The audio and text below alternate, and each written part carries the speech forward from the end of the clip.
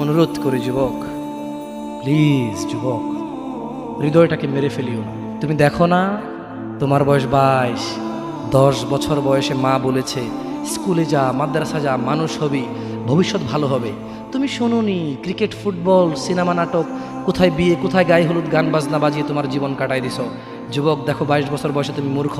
তোমার পাশের বন্ধু পাইলট স্কুলে পড়ে, হ্যাঁ 10টা টিউশনি পড়ায়, 30,000 টাকাও কামায়।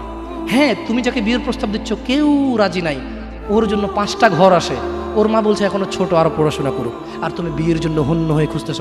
কোনো রিক্সাওয়ালাও তোমাকে মেয়ে দিতে রাজি। তুমি দেখো 10 বছর 15 বছর বয়সে যদি মায়ের ওই কথা মেনে নিতা, তাহলে তুমি আজকে উপকৃত থাকতা। আমি জামশেদ মজুমদার 27 বছর বয়সে এসে তোমাকে বলছি তুমি গান বাজনা ছেড়ে দাও। ইনশাআল্লাহ 60 বছর পরে মারা গেলে, 30 বছর পরে মারা গেলে, 70 বছর পরে মারা গেলে ওই উপকৃত হবা। আর তা না হলে এই গান বাজনার সাথে তুমি তোমাকে ধ্বংস করে দিচ্ছ।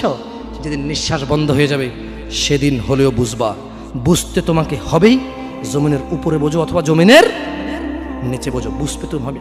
শোনো, আল্লাহ কোনো কিছু বলেছে আর তুমি বুঝবা না, আহা হা, পার পাওয়া যাবে না। তবে তোমাকে বলি, যা করেছো করেছো, যা গান বাজনা শুনেছো শুনেছো, এবার আল্লাহকে ভয় করে সব ছেড়ে ইস্তেগফার করো। বলো, আল্লাহ আমাকে ক্ষমা করেন, আমার এই 2 কানে গলিত সীসা ঢালিয়েন না ইয়া আল্লাহ। ইয়া আল্লাহ, আজকে আমি উপলব্ধি করছি, আল্লাহ আমি আর কখনো বাদ্যযন্ত্র দিয়ে নিজেকে আনন্দিত করব না। এই হারাম যা আপনাকে রাগান্বিত করে, আমি আর কোনোদিন এই হারাম দিয়ে নিজেকে আনন্দিত করব না।